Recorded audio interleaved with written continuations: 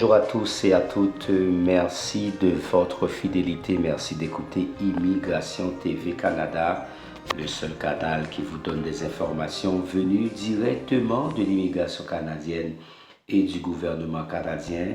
C'est aussi le canal qui vous accompagne dans vos démarches d'immigration vers le Canada. Pourquoi le Canada ne peut arrêter de recevoir des immigrants?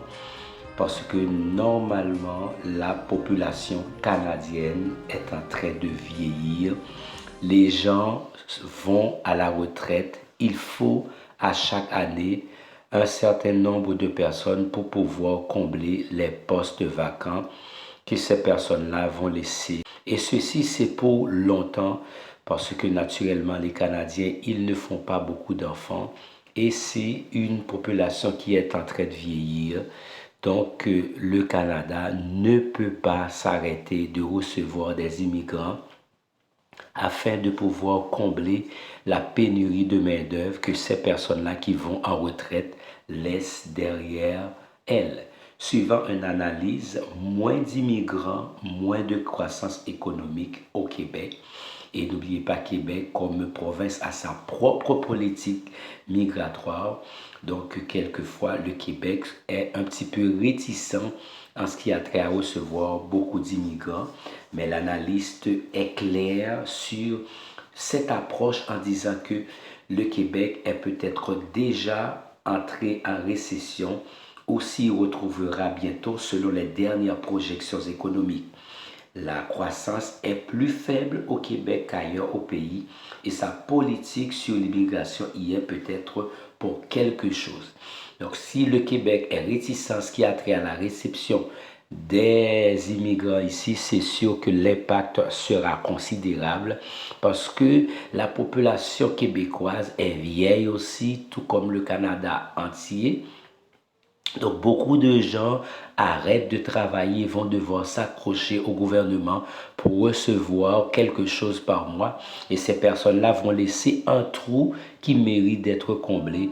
Et ce sont les immigrants qui sont les personnes les plus préparées pour le faire parce que la population québécoise est vieille, et les Québécois, de leur côté, n'enfantent pas beaucoup. Donc d'abord, avant de parler de démographie et d'immigration, nous devons donc jeter un regard sur l'évolution du PIB au Québec d'avant la pandémie à aujourd'hui, c'est-à-dire de 2019 à 2022, le PIB du Québec est passé de 379 à 381 milliards de dollars, une hausse de 3,2%. Pendant ce temps, le PIB de l'Ontario a cru 3,6% et celui de la Colombie-Britannique 6,6%. Donc, c'est important de faire pour vous cette analyse parce que pour vous montrer que la force du Canada, la force du Québec se trouve dans le recrutement ou bien dans l'ouverture de la porte de l'immigration pour que d'autres personnes puissent venir s'installer ici et au Québec.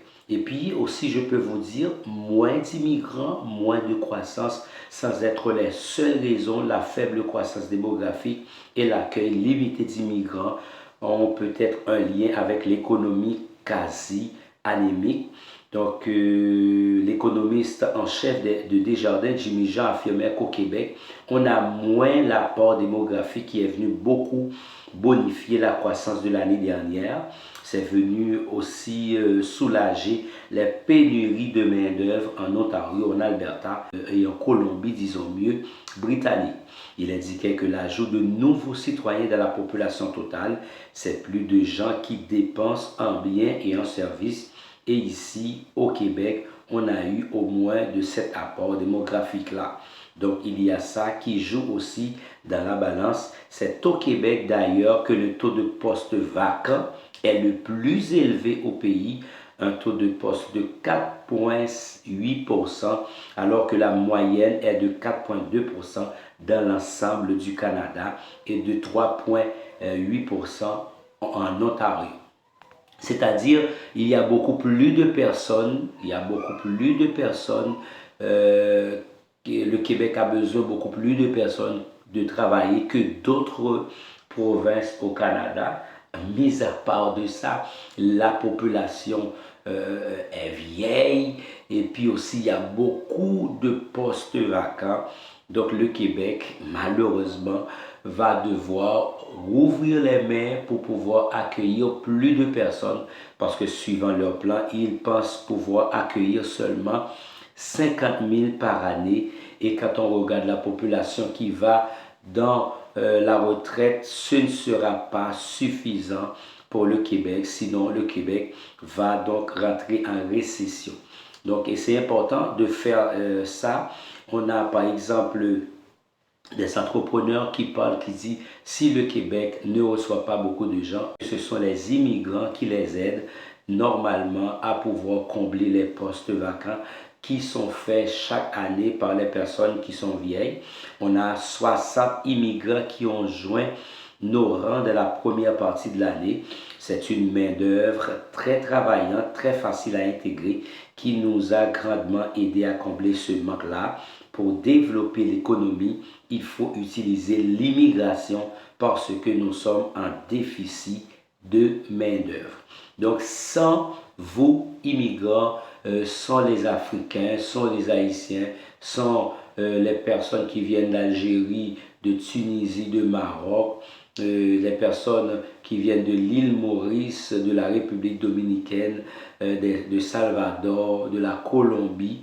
Donc sans ces personnes-là, le Canada ou toute autre province, le Québec, l'Ontario, ne vont pas pouvoir tenir parce que il va y avoir beaucoup de postes vacants et on n'aura pas de personnes pour combler ces postes-là. Même son cloche à la Banque nationale à propos de l'apport de l'immigration, c'est clair, c'est un facteur de croissance, a déclaré Laurent Ferreira.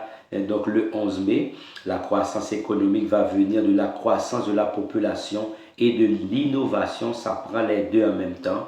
Pour le Québec, plus spécifiquement, je pense que nous avons un enjeu démographique qui est plus prononcé que dans le reste du Canada. Pour 2 ou 3 personnes qui quittent le marché du travail, expliquait le grand patron de l'institution financière, il n'y a qu'une seule personne pour prendre la place. Donc à chaque fois qu'il y a 3 personnes qui démissionnent, il n'y a qu'une seule personne. Il y a 3 personnes qui vont en retraite, il y a une seule personne pour pouvoir remplacer ces 3 personnes-là et ce n'est pas possible. Donc cet enjeu démographique, on peut le régler par l'immigration et si on ne le fait pas, je pense que ça pourrait être un enjeu de compétitivité pour le Québec à plus long terme. Donc le Québec doit recevoir plus d'immigrants et ceci c'est une très bonne nouvelle. Les autres personnes qui aimeraient immigrer au Canada. Les autres provinces misent sur l'immigration, il n'y a pas à sortir de là. Le Canada a reçu en 2022 un total de 437 180 immigrants. De ce nombre, 68 687 sont allés au Québec, soit 15% du total canadien, alors que le Québec représente 22,2% de l'ensemble de la population du Canada. Le taux d'accueil au Québec sera encore plus bas dans l'avenir puisque la province vise un seuil de 50 000 à 55 000 alors que le Canada atteindra bientôt la barre des 500 000 immigrants par année. L'Ontario a accueilli 184 771 immigrants l'an dernier, soit 42,3% du total canadien, alors que la province représente 38,9% de la démographie du pays. La Colombie-Britannique, pour sa part, a reçu 61 213 immigrants en 2022, soit 14% du grand total canadien, en ligne avec son poids démographique au pays, qui est de 13,6%. Donc le Québec dit ne pas pouvoir en faire davantage, affirmant qu'il faut respecter sa capacité d'intégration, ce qui correspond, selon François Legault, à environ 50 000 immigrants par année. L'ex-ministre des Finances Carlos Leitão se dit en total désaccord avec cette analyse du Premier ministre. J'aimerais bien savoir d'où sort ce chiffre. Il sort de chapeau. On sait donner au Québec un système qui est très bon, qui est celui annuellement de mener une commission parlementaire pour discuter de ces enjeux-là. Il ajoute, il faut commencer la discussion sans idée préconçue. Peut-être que c'est 50 000, peut-être ce sera 60 000, je ne sais pas. Mais donnons la chance à la commission d'étudier la question. Nous sommes en pleine pénurie de main-d'œuvre. Peut-être que cette année, l'année prochaine, pour 2, 3 ou 4 années, ça devrait être plus de 50 000. Regardons ça de façon constructive, avec ouverture d'esprit. Donc, en fait, c'est ça. Pour les gens qui aimeraient venir ici, ça aussi va vous aider. Ça va apporter de la force pour vous parce que le Québec se dit être seulement prêt pour accueillir 50 000. Cependant, 3, 4 personnes qui partent en retraite, il n'y a qu'une seule personne disponible pour pouvoir remplacer cette personne-là. D'ici 2 ou 3 ans, le Québec va devoir changer de plan et s'il arrive à appliquer ce plan parce qu'on a besoin de main-d'œuvre, les autres provinces font pareil, donc il n'y a pas à sortir de là. Le Québec va devoir ouvrir la main afin d'accueillir beaucoup plus d'immigrants ici au Canada. Merci à chacun de vous d'avoir été des nôtres. N'oubliez pas, nous sommes Immigration TV Canada, le seul canal qui vous donne des informations venues directement de l'immigration canadienne et du gouvernement canadien. Le seul canal qui veut être la référence pour vous accompagner dans vos démarches d'immigration vers le Canada. N'oubliez pas, si vous êtes nouveau, abonnez-vous à notre chaîne YouTube, partagez nos vidéos, likez s'il vous plaît toutes nos vidéos, partagez-les avec d'autres contacts pour que d'autres personnes comme vous puissent savoir comment immigrer au Canada. Excellente journée à tous. Au revoir.